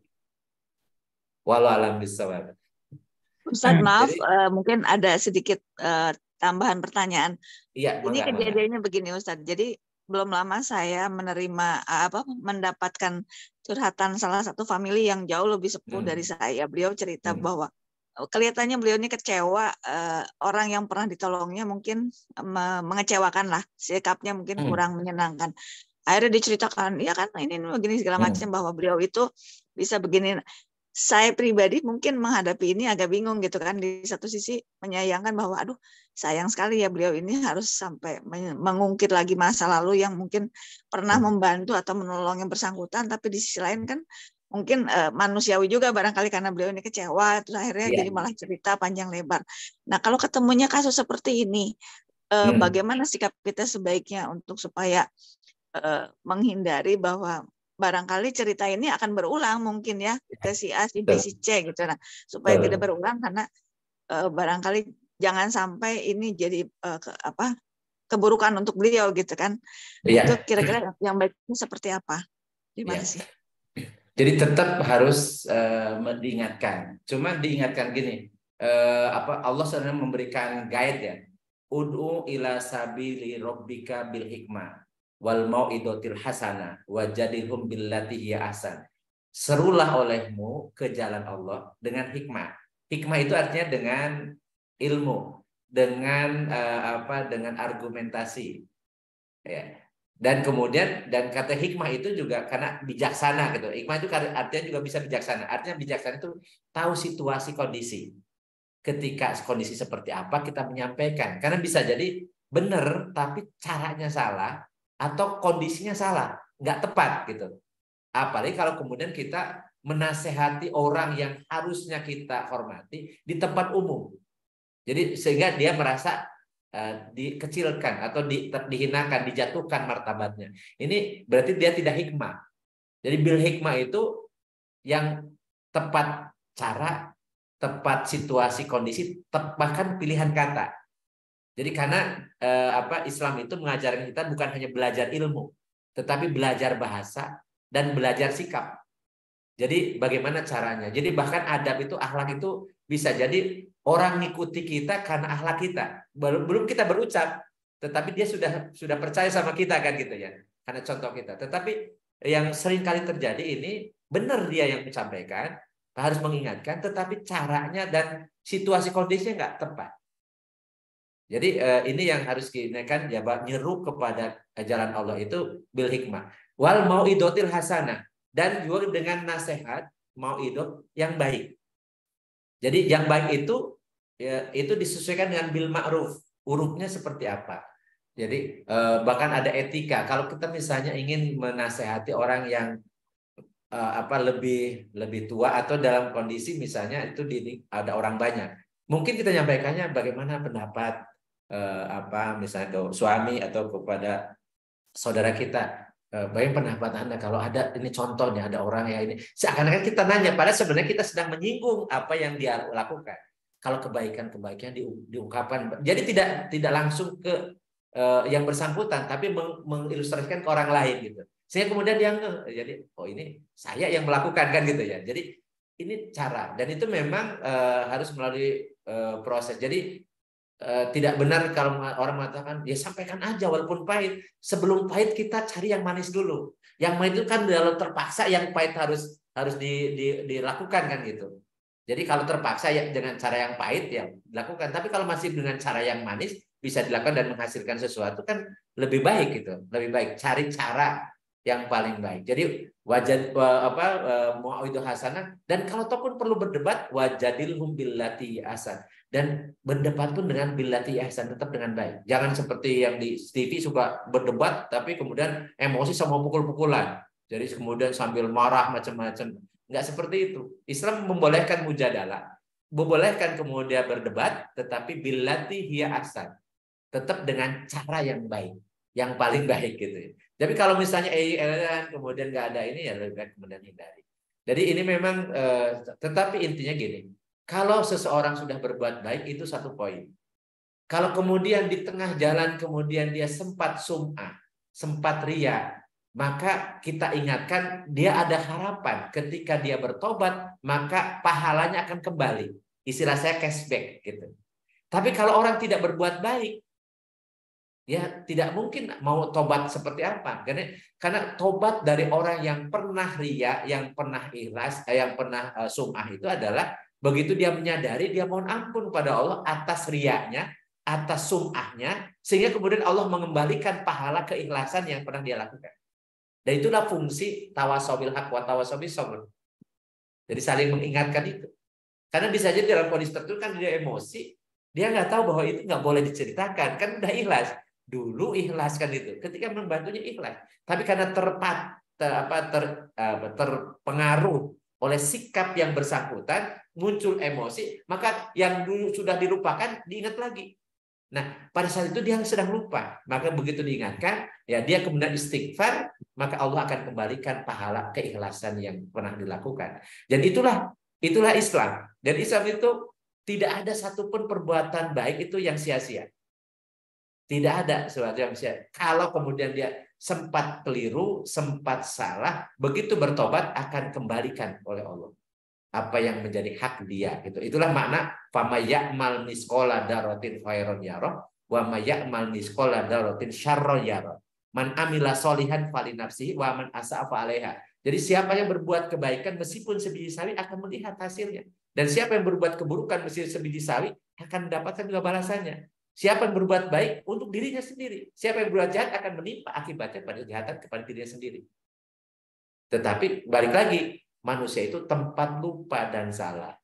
Makanya Rasul mengatakan al-insan mahalul khata wa nisyan wa khairu khata'in at-tawwabun. Jadi manusia itu tempat lupa dan salah. Dan sebaik-baik orang yang berbuat salah ada yang bertaubat. Jadi ada kesempatan kapanpun dan itu belum pernah terlambat. Dan kita juga harus tetap tawassobil haq wa tawassobil sob. Dan paling utama kepada siapa? Kepada orang yang paling dekat dulu. Jangan kemudian kita sering kali mendakwahi orang yang jauh di sana, sementara kita melupakan orang-orang terdekat yang ada di samping kita, yang dalam rumah kita. Makanya Allah mewanti-wanti itu, ku anfusakum wa ahlikum. Ku anfusakum wa ahlikum. Jagalah diri kalian dan keluarga kalian. Dari apa? Dari siksa neraka. Salah satunya tadi, jangan sampai berbuat sia-sia, sudah baik, tapi kemudian karena emosi jadi tidak ikhlas, jadi sum'ah, jadi sebut-sebut jasanya, kemudian dia menyesali kebaikan yang telah dilakukan. Ini kan jadi masalah. Kalau menyesal telah berbuat baik itu kan jadi masalah. Harusnya bersyukur atas setelah dia berbuat baik, kan harusnya gitu ya. Kalau menyesal berbuat baik itu. Kalau menyesal itu harusnya berbuat salah, menyesal dari kemaksiatan, menyesal dari berbuat dosa, itu harus nyesal. Tapi kalau berbuat baik harus bersyukur, harus bersyukur. Jadi kalau seandainya ada orang yang menyesal telah berbuat baik, ini problem dan itu harus kita sampaikan, harus kita nasihati dengan cara bil hikmah wal mau'izatil hasanah wa mujadalah billati hi ahsan. Jadi wajadilhum billati hi ahsan. Wallahu a'lam bishawab. Baik, terima kasih Ustadz. Semoga terjawab Mbak Dini ya pertanyaannya. Dan memang Ustadz, memang agama kita memang mengajarkan kita nggak boleh ya Ustadz ya menyebut-nyebut kebaikan yang telah kita lakukan, merusak sedekah itu Ustadz ya. Iya. Merusak sedekah yang kita lakukan sebelumnya. Makanya kalau berbuat baik nggak usah bawa buku catatan deh. Nggak usah ditulis di buku nggak usah harian. Ustadz ya. Ya nggak usah ya. Nggak usah, pokoknya dilupakan saja supaya kita ikhlas. Yeah. Jadi ada ungkapan ulama yang mengatakan itu alamatus sa'adah arba'in. Jadi tanda orang bahagia itu ada 4 katanya. Yang pertama nisyanul khairatul madiyah, melupakan kebaikan yang telah lalu. Maka dia akan bahagia. Karena dia akan ikhlas gitu ya. Dia lupa tuh kebaikan-kebaikannya. Yang kedua adalah dzikrus sayyiatil madiyah. Dia ingat-ingat keburukan yang pernah dilakukan sehingga dia menjadi orang yang ahli taubat. Dzikrus sayyiatil madiyah. Jadi dia ingat terus kalau berbuat salah itu. Bahkan tahu waktunya, jam berapa, di mana, kepada siapa, macam-macam itu. Itu detail. Maka dia akan pandai bertobat. Kemudian yang ketiga, nadruhu ila man fauqahu fid dini. Dia melihat kepada orang di atas kalau prestasi agama dalam taat, dalam kesolehan, lihat yang di atas itu. Maksudnya yang kualitasnya lebih baik. Ya, yang lebih soleh, yang lebih dermawan, yang lebih pintar, yang beli macam-macam itu yang dilihat saya itu lihat fastabiqul khairat. Jadi kita terdorong untuk bermotivasi untuk berbuat baik. Kemudian yang terkait dengan dunia, nadru man fauqahu man dunahu fid dunya. Melihat yang di bawah kita kalau urusan dunia supaya kita pandai bersyukur, ya, pandai bersyukur. Jadi lupa kebaikan, ingat keburukan, lihat dalam beramal itu kepada yang di atas kita. Kemudian lihat kalau masalah dunia yang di bawah kita. Insya Allah kita menjadi orang yang pandai bersyukur, yang ikhlas, yang pandai bertobat, kemudian yang sabar, yang ikhlas, yang ikhlas, yang sabar, yang pandai bersyukur, yang selalu menyayangi orang lain. Insya Allah. Dan itulah bahagia. Baik Ustadz, kita ke chat lagi Ustadz ya, dari Mbak Dewi ini bertanya, apabila kita berbuat baik kepada orang lain, apakah kita tidak boleh bercerita kepada suami, karena kan tangan kanan memberi, sebaiknya tangan kiri tidak boleh tahu. Monggo Ustadz penjelasannya. Ya, intinya gini, innamal a'malu binniyat walikulli imri'in ma nawa. Jadi setiap amal itu tergantung niatnya. Kita cerita itu dalam rangka apa? Tentunya kalau misalnya dengan pasangan hidup, ya tentunya kita ingin berbagi cerita dan berbagi kebahagiaan. Dan untuk saling memotivasi untuk selalu berbuat baik. Atau untuk mengkomunikasikan yang supaya tidak ada salah persepsi, tidak salah tanggap atau salah pengertian. Sehingga terjadi komunikasi yang baik. Kalau niatnya itu tuh nggak ada masalah. Nggak ada masalah. Misalnya dengan suami, misalnya istri, Pak tadi mohon maaf tadi nggak kasih tahu ada orang tuaku datang ke rumah, dia butuh ini kemudian tanpa izin nih, belum izin nih, saya berikan sebagai bantuan misalnya, atau misalnya kakak atau saudara atau tetangga atau sahabat dan seterusnya ya, disampaikan sehingga kemudian bisa difahami dan mudah-mudahan pasangan hidup kita juga setuju gitu. Memang kalau misalnya yang tidak sejalan ini yang jadi memang sering jadi masalah kan gitu ya. Jadi kalau disampaikan malah marah ini si abang kan gitu ya. Ini gimana caranya? Maka tadi dengan cara hikmah, mal mau'idhati hasanah, kalau teman berdebat beliatiasa. Jadi dengan yang tepat waktu, tepat cara, tepat kata dan seterusnya gitu ya, memberitahukannya. Yang jelas tergantung niatnya. Tapi kalau memang niatnya justru memang untuk berbangga, untuk supaya didengar, itu ceritanya lain. Dan ingat, setiap amal kita itu ada pencatatnya. Dan pencatatnya itu tidak pernah salah. Kalau kebaikan itu malaikat di sebelah kanan kita, kalau keburukan itu malaikat di sebelah kiri kita. Namanya Raqib dan Atid. Dan mereka itu akan mencatat semua. Dan hebatnya nih, yang Atid ini tidak akan mencatat sebelum dipastikan bahwa orang ini tidak bertobat. Tapi kalau misalnya yang Raqib ini, walaupun baru niat saja udah dicatat tuh. Itu hebatnya. Jadi sebenarnya kita ini mestinya peluang masuk surga yang lebih besar daripada masuk nerakanya. Kalau kebaikan, baru niat saja udah dicatat satu kebaikan. Kalau dikerjakan dikalikan 10. Kemudian kalau seandainya tuh ikhlasnya luar biasa, kemudian berkah dilipat gandakan oleh Allah. Tapi kalau keburukan, kalau diniat saja belum ditulis. Kalau dikerjakan masih ditunggu. Bertobat enggak? Kalau dia baca istighfar, menyesal, tidak jadi ditulis tuh. Itu malaikat Atid itu baikan banget tuh. Tapi aneh. Orang-orangnya tuh malah lebih banyak keburukannya. Bahkan kebaikan yang telah dia kerjakan juga dihapus sendiri. Diminta dihapus ke Raqib. Ya, dihapus tuh jangan dicatat sebagai kebaikan, catat jadi keburukan. Nauzubillahi min dzalik. Kalau kita tadi riya, sum'ah gitu ya. Nah, makanya ini harus saling menasihati. Ya. Menasihati. Karena kita ini semua kita ya. Semua kita ini tidak mungkin lepas dari karakter asli manusia. Kita punya namanya goriza itu bako, naluri ego itu. Jadi itu sangat mungkin. Jadi makanya kalau Ustadz enggak, justru Ustadz itu setannya lebih hebat lagi itu. Jadi karena pinter ngomong kadang-kadang tadi kepeleset. Dia ngomong tapi dia yang ngerjain. Ya. Jadi pinter ngomong doang namanya omdok gitu. Jadi penyakit Ustadz itu biasanya tidak mau dinasehati. Karena dia diposisikan sebagai penasehat. Tidak mau diceramahin karena dia tukang ceramah. Itu penyakitnya Ustadz. Dan itu bahaya itu. Jadi orang menganggap ya wajar lah, Ustadz kan ini, jadi ya siapa yang berani menasihati, salah itu. Makanya kenapa Rasulullah SAW senantiasa juga ketika berhadapan dengan para sahabat, beliau redaksinya mesti suka bertanya, tahukah engkau apa pendapat kalian dan sebagainya. Jadi sebenarnya beliau ingin tahu dulu, opini dulu. Jadi bagaimana respon gitu. Kalau sudah benar, beliau tinggal membenarkan. Kalau salah kemudian beliau meluruskan. Jadi bagaimana caranya Rasul mendakwahi para sahabat dulu gitu ya. Jadi nanya dulu, bagaimana pendapat kalian? Bagaimana? Jadi membuat mereka berpikir, kemudian melihat begitu responnya salah kemudian diluruskan. Yang benar seperti ini. Ketika sudah benar responnya, beliau membenarkan. Ya, bala atau mengatakan antal asbahtum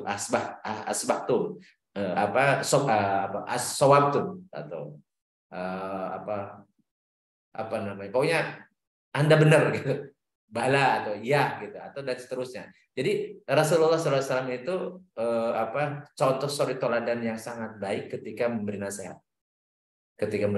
Pernah suatu hari ketika beliau sholat, di belakangnya para sahabat. Nah, ada yang bersin, ada sahabat bersin. Kemudian karena mereka nggak tahu bagaimana cara mengingatkan bersin, nah yang di sampingnya itu kemudian baca yarhamukallah.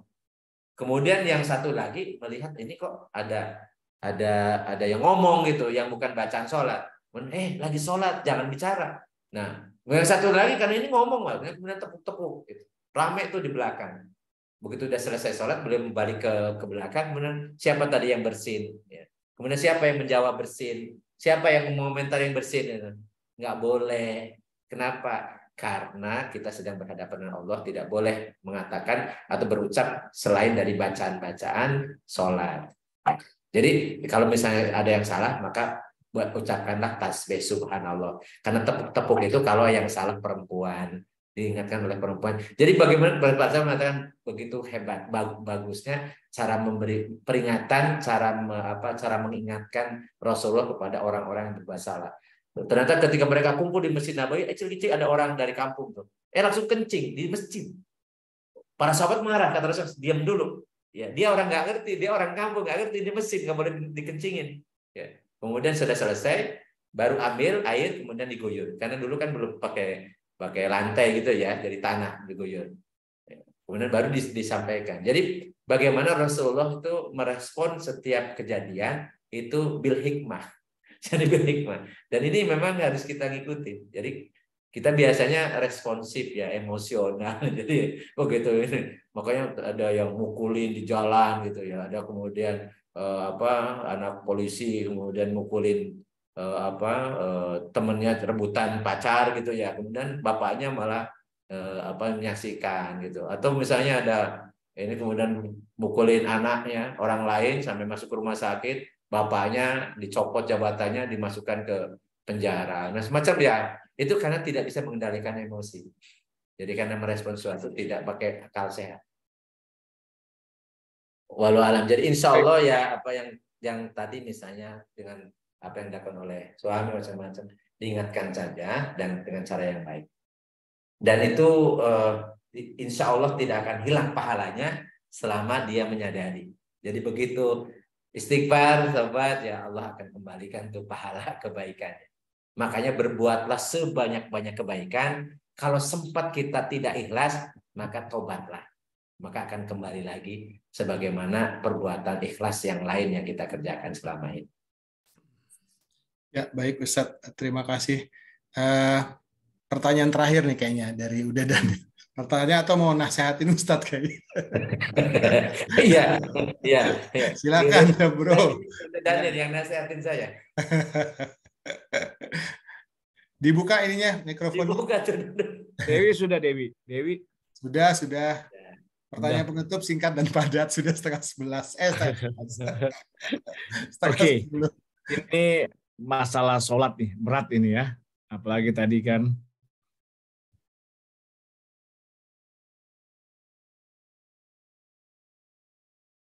di slide terakhir ya. Kayaknya terputus nih. Udah pas. Kedengeran nggak ya? Oke, kedengeran. Ya. Jadi selalu berkaitan dengan anak ya. Ini saya pernah tanya bagaimana cara agar anak kita dari jarak jauh itu bisa kita doakan biar bisa sholat. Terus ada ayat dari satu ini yang saya diajarkan dan saya baca setiap habis sholat subuh gitu ya. Rabbij arni muqimas sholati wa min zuriyati rabbana wa taqabbal doa. Ya, itu ya selalu saya lafazkan ya setelah sholat subuh atau sholat yang lain ya. Itu menurut pendapat Ustadz bagaimana ya atas doa itu ya? Karena dengan anak tidak sedang berhadapan sekarang ya, jauh di luar sana ya. Nah, bagaimana tanggapan Ustadz dengan ayat tersebut? Mohon ditanggapi Ustadz. Intinya gini, kewajiban orang tua tidak akan terhalangi oleh umur, oleh usia, oleh jarak. Tetap kewajiban orang tua tetap harus memberikan nasihat, memberikan masukan, ya, kemudian membina, mendidik. Jadi tanpa batas. Jadi minal mahdi ilal lahdi. Jadi mulai waktu hadirnya anak kita, kemudian kita adankan, diperkenalkan nama Allah, kemudian lafaz adzan dan iqamah, sampai nanti ketika yang lahat diadankan dan iqamatan lagi. Jadi dari mulai lahir sampai kemudian ke liang lahat itu, dan itu menempel kewajiban itu di orang tua. Ya, jadi sehingga ya tetap yang dilakukan oleh orang tua itu hanya usaha. Sedangkan hasilnya itu Allah yang menentukan. Rasulullah SAW itu begitu menyayangi Abu Thalib, paman beliau, karena beliau yang menggantikan Abdul Muthalib, paman kakek beliau, melindungi Rasulullah, melindungi beliau sebagai keponakan yang sangat disayangi ya oleh Abu Thalib. Sehingga kemudian Rasulullah itu tidak pernah bosan menasehati agar masuk Islam. Ini agar masuk Islam.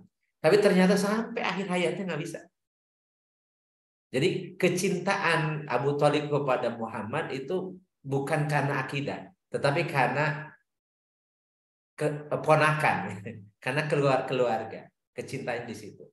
Dan ketika wafat dalam keadaan tidak masuk Islam, Rasulullah bersedih, sedih sekali. Kemudian turun ayat Al-Quran yang mengingatkan beliau.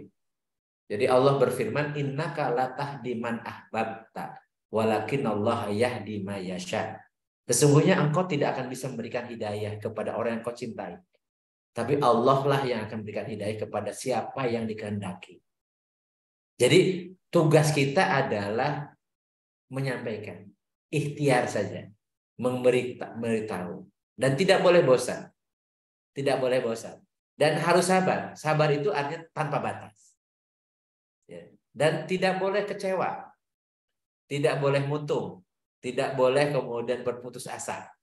Jadi karena itu harus dilakukan. Jadi saya punya anak yang nomor 4 sering kali dibangunkan, tapi saya berusaha karena saya punya kewajiban mengingatkan dia, menasihat dia. Dan sedangkan kemudian yang memberikan hidayah, yang menyadarkan, biarlah yang karena dia itu bukan milik kita. Ya, anak kita, istri kita, siapapun itu bukan milik kita, tapi milik Allah. Kita pun milik Allah. Maka ketika kita berusaha dan kemudian belum ada hasil, kita juga menyertakan pemiliknya. Ustadz, saya interrupt.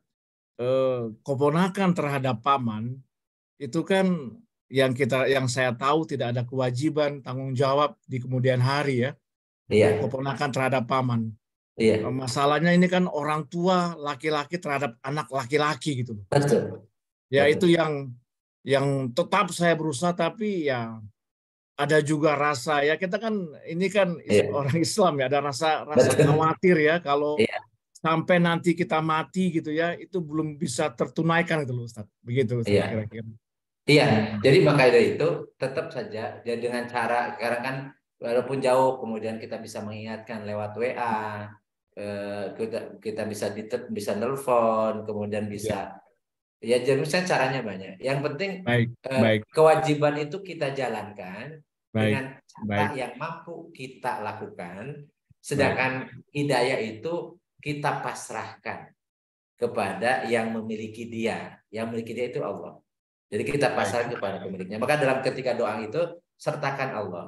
Jadi ya Allah, misalnya kita nyebutkan nama anak kita, ya Allah, anakku seperti ini, ya Allah, aku pasrahkan kepadamu, jaga dia, kemudian berikan hidayah kepadanya, berikan kesanggupan, kemampuan dan kefahaman terhadap agamanya untuk menjalankan syariat-syariat dan seterusnya. Setelah redaksinya, kalau sholat malam itu doa itu tidak mesti harus doa yang bahasa Arab yang kita juga belum hafal, ya kita juga kadang hafal juga nggak ngerti artinya.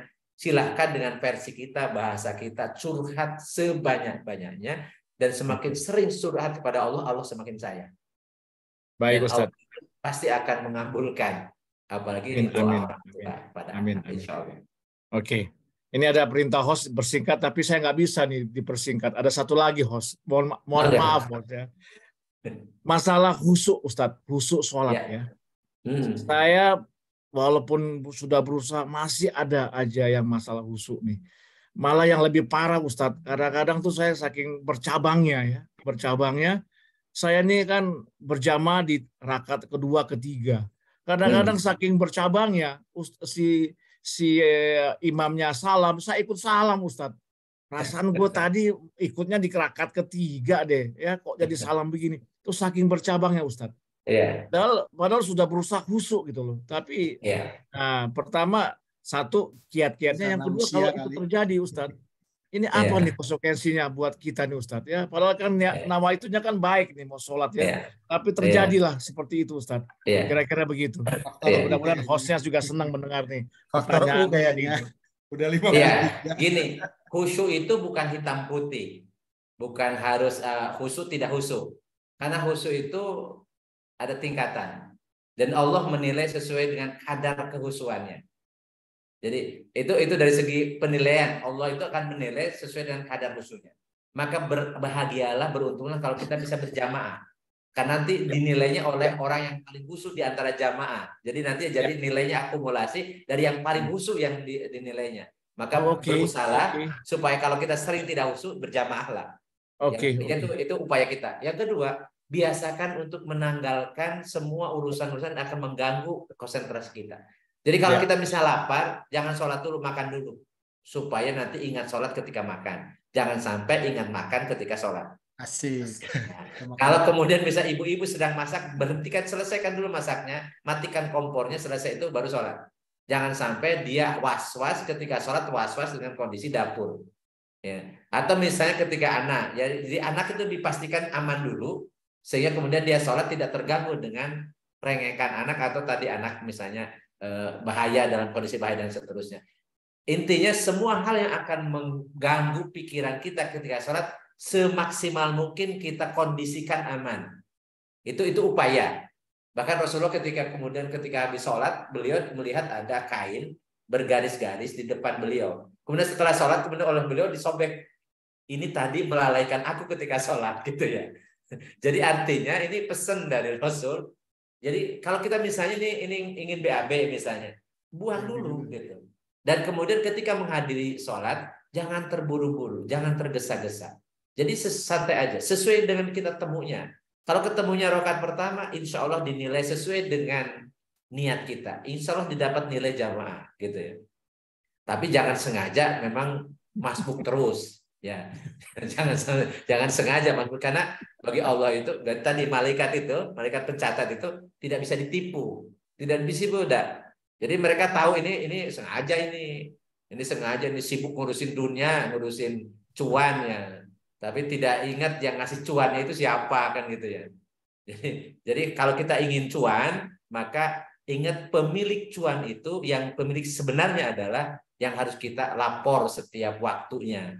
Dan itu didahulukan. Maka insya Allah aman lah, masalah keuntungan macam-macam aman. Kalau kita disiplin laporannya, mengevaluasi dirinya dan melaporkan apa yang terjadi pada diri kita, itu tepat waktu dengan cara yang paling baik, yang paling khusyuk gitu ya.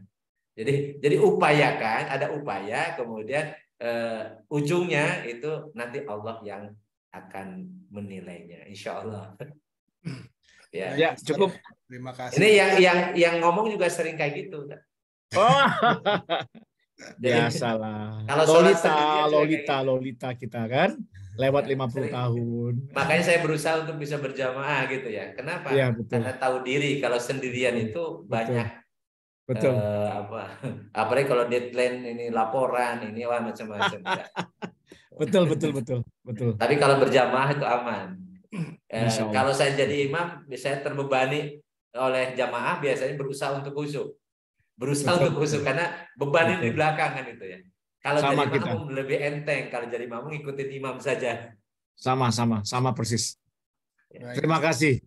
Atur nuhun pisan jawabannya. Itu yang itu Ustaz, makan dulu baru sholat ya. Jadi setiap Jumat saya biasanya jam 11 makan dulu Ustaz. Baru sholat Jumat gitu. Tapi setelah pas khotibnya ngantuk.